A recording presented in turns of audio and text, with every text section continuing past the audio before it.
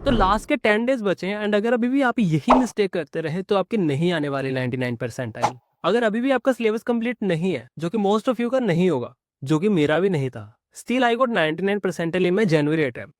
तो कैसे आपने ये लास्ट के डेज यूटिलाइज करने हैं और कौन कौन सी मिस्टेक नहीं करनी है, तो सारा डिस्कस करेंगे ताकि you will perform best in your exam.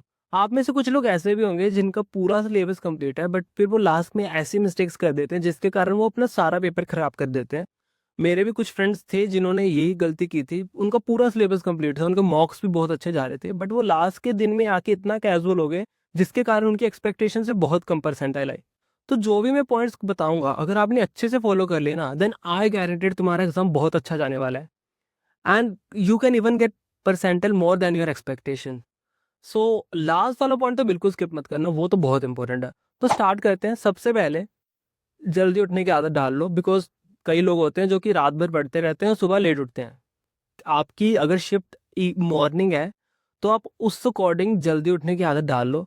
जैसे मेरे केस में मेरा सेंटर 1 से 1.5 घंटा घर से दूर था, तो मैंने 5 बजे उठने की आदत डाल ली थी। और एक सिस्टमैटिक शेड्यूल बना लो। अगर अभी तक आप सिस्टम से नहीं चलते आ रहे हो तो 10 दिन की बात है, 10 दिन अच्छे से सिस्टम से पढ़ लो, आप बहुत अच्छा फील करोगे एग्जाम के बाद। और सेकेंड इज मॉक्स। अगर अभी तक आप मॉक्स देने शुरू नहीं कर रहे हो तो अभी 10 दिन रह गए हैं, एटलीस्ट एवरीडे और अल्टरनेट डेज पे आप मॉक्स देने शुरू कर दो। मेरे केस में मैं अल्टरनेट डेज वाले मॉक्स देता था। एंड रिसोर्सेज आप कोई भी हो सकते हैं, जैसे कि अगर आपने कोई टेस्ट सीरीज ले रखी है वो वाले मॉक्स दे दो। अगर नहीं है तो आप पीवाईक्यूज लगा लो। पीवाईक्यूज में फुल सिलेबस मॉक्स, तो उसको उसको सॉल्व करो। और वही टाइम स्लॉट में 9 to 12 और 3 to 6। अगर आपका कोचिंग है तो फिर आपको कोई टेंशन नहीं है, बिकॉज कोचिंग के मॉक्स रिलेवेंट ही होते हैं सभी कोचिंग के। मैं अल्टरनेट डे मॉक इसलिए प्रेफर करता था बिकॉज मुझे मॉक्स एनालिसिस में बहुत टाइम लगता था। जैसे कि जो चैप्टर मैंने छोड़ भी रखे हैं ना, मैं उनके क्वेश्चन भी ट्राई करता था मतलब एनालिसिस में। जैसे कि बाय चांस अगर उसी के रिलेटेड अगर कोई क्वेश्चन आ गया तो मैं उसको कर सकूं, और ये मेरे साथ हुआ भी था एक्चुअल एग्जाम में। 3 से 4 क्वेश्चन उन चैप्टर में से क्वेश्चन आए थे जो कि मैंने बिल्कुल छोड़ रखे थे, बट वही वो जो टॉपिक थे ना, वो सेम टॉपिक मेरे मॉक्स में ही पूछे गए थे, तो मैंने वो तो रिवाइज कर ही लिए थे, तो मेरे एग्जाम में वो क्वेश्चन हो गए। एंड नेक्स्ट इज, बिल्कुल डिमोटिवेट मत हो अपने मॉक स्कोर से। हाँ मुझे पता है कि मॉक स्कोर बहुत गंदा आता है अगर आपने जैसे बहुत अच्छी मेहनत की हुई है, बट जब मॉक स्कोर बहुत कम आता है ना तो डिमोटिवेशन होती है कि अगर मेरे एक्चुअल एग्जाम में क्या हुआ। बट अगर जो कोचिंग के मॉक्स देते हो ना, उनसे आपका गारंटीड ज़्यादा ही आएगा। जो आपका एक्चुअल एग्जाम होगा, अगर आपने अच्छे से एग्जाम दिया है, अच्छे ज़्यादा ही आएगा। जैसे कि मेरे केस में मेरा मॉक स्कोर अराउंड 130 to 150 रहता था हमेशा।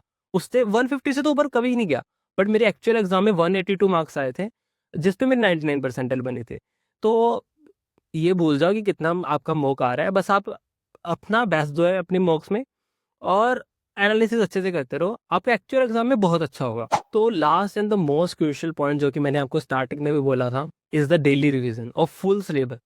मेन पूरे सिलेबस की आप डेली डेली रिवीजन करो। हाँ मुझे पता है ये आइडल केस है, मेरे से भी पूरा सिलेबस की रिवीजन पूरे दिन में नहीं होती थी, बट कोशिश करो एग्जाम आने से पहले आप पूरे सिलेबस की एटलीस्ट 3 टाइम तो रिवीजन कर ही लो, जितना आपने किया है उसकी।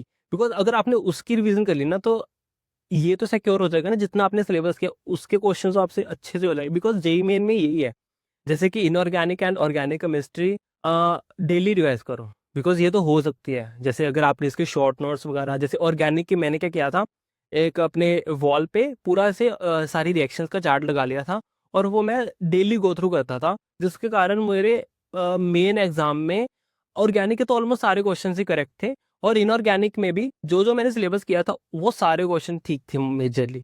पर रही बात फिजिक्स मैथ और फिजिकल केमिस्ट्री की, ये तो सारा प्रैक्टिस का गेम है। अगर अभी तक आपने प्रैक्टिस कर लिया तो वेल एंड गुड, बट अगर अभी आपने प्रैक्टिस नहीं की है तो मॉक्स के थ्रू उसको प्रैक्टिस करो। एंड जो भी क्वेश्चन नहीं हो रहे हैं उनको बाद में देखो कि क्यों नहीं हो रहे हैं, एंड उनका सोल्यूशन देखो, कौन कौन से कंसेप्ट उसमें यूज हो रहे हैं, उनको अच्छे से रिवाइज करो। बिकॉज अगर आपको कंसेप्चुअल क्लैरिटी है ना, तो आधा गेम तब तभी जीत गए हो। बिकॉज जो मीडियम और हार्ड लेवल का एग्जाम होता है ना जेईई मेन का, वो कंसेप्चुअल क्लैरिटी पे ही होता है कि आपको कितनी क्लैरिटी है। बिकॉज जो इजी लेवल वाला है वो तो फॉर्मूला बेस्ड होता है ज़्यादातर, एंड उसमें हर कोई अच्छे मार्क्स ले आता है। इसीलिए मैं हमेशा यही चाहता था कि मेरा मीडियम और हार्ड लेवल का एग्जाम ही आए जेईई मेन का। बिकॉज अगर आपकी प्रिपरेशन अच्छी है ना, तो फिर उस पे परसेंटाइल स्कोर करना ईजी होता है। So this is the time to wrap up the whole journey. जो भी आपने 2 या 3 साल इस जर्नी को लगाए हैं, तो अगर आपने ये लास्ट के दिनों में अच्छे से मेहनत कर ली ना, तो आप अपने एग्जाम में सच में फोड़ के आओगे। बट अगर आपकी बहुत अच्छी प्रिपरेशन है, बट अगर आपने इन लास्ट के दिनों में ऐसी कैजुअलिटी अपना ली ना, और अच्छे से नहीं सोए एग्जाम के एक दिन पहले, जो भी ये सब, तो आप पूरा एग्जाम खराब कर दोगे अपना। तो थोड़ा सीरियस हो जाओ इस टाइम पे। एंड एक प्रो टिप जो कि मेरे लिए तो वर्क कर गई, और आप उसे पहले मॉक्स में ट्राई करके देखना, अगर आपके लिए भी वर्क कर रही है then definitely do in your exam. मैं सबसे बड़ी गलती क्या करता था, मैंने देखा कि मेरा मॉक्स का स्कोर क्यों लो आ रहा है, क्योंकि मैं क्वेश्चन ही कम अटेम्प्ट कर रहा था। जैसे कि जो क्वेश्चन मेरे को आते भी है ना, मैं उनको भी ऐसे डर के कि हाँ गलत ना हो जाए, नेगेटिव मार्किंग ना हो जाए, मैं उनको छोड़ देता था।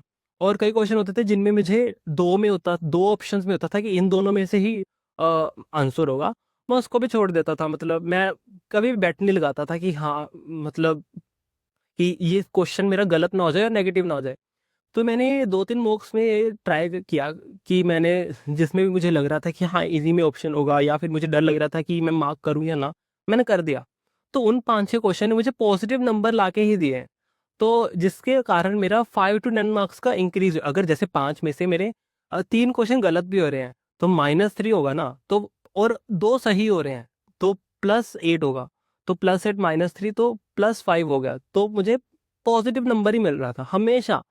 और मैंने इसीलिए फाइनल एग्जाम में भी कर दिया, और उसके अंदर मुझे भी आराम से मुझे अराउंड 5 to 6 नंबर का पॉजिटिव जंप मिला ही था। मोस्ट ऑफ यू आप पहले से ही फॉलो कर रहे होगे, बट कई लोग होते हैं मेरे जैसे कि वो डरते हैं कि मेरा नेगेटिव ना हो जाए। तो एक बार आप ट्राई करके देख सकते हो अभी कौन सा मॉक्स में आपका कुछ नुकसान हो रहा है। तो अगर आपके लिए भी वर्क करती है टेक्निक, तो आप जरूर करो अपने एग्जाम में, बिकॉज ये जेई मेन में तो काम कर जाते हैं, बट एडवांस में बिल्कुल नहीं करती। एडवांस में ये सब मत करना। तो बस इस यही था इस वीडियो में। इस वीडियो का मेन मोटिव यही है। इस टाइम पे आके सभी ये मन बना लेते हैं कि मैं तो अब सेकंड अटेम्प्ट में ही अच्छा परफॉर्म करूंगा, इसको छोड़ देता हूँ, बस एग्जाम दे के आ जाऊंगा। प्लीज मत करो ये गलती। आप पूरा जी जान लगा दो ये लास्ट के 10 डेज में, बिकॉज इससे आपको फायदा ही हो रहा है। जैसे अगर आप नॉर्मली अगर कैजुअली पढ़ रहे हो ना कि हाँ सेकंड अटेम्प्ट में अब करेंगे, तो आप धीरे धीरे करोगे, बल्कि आप 10 दिन में पूरा सिलेबस 3 से 4 बार रिवाइज कर सकते हो। तो अगर आपको और कोई भी इशू आ रहा है देन आप इस वीडियो पे कमेंट कर दो, आई विल डेफिनेटली रिप्लाई। और आप इंस्टाग्राम पे भी डीएम कर सकते हो। And do subscribe to this channel, because इस पे और भी कॉलेज रिलेटेड वीडियोस आएंगे जो कि आपको डेफिनेटली मोटिवेट करेंगी। And all the very best for your exam.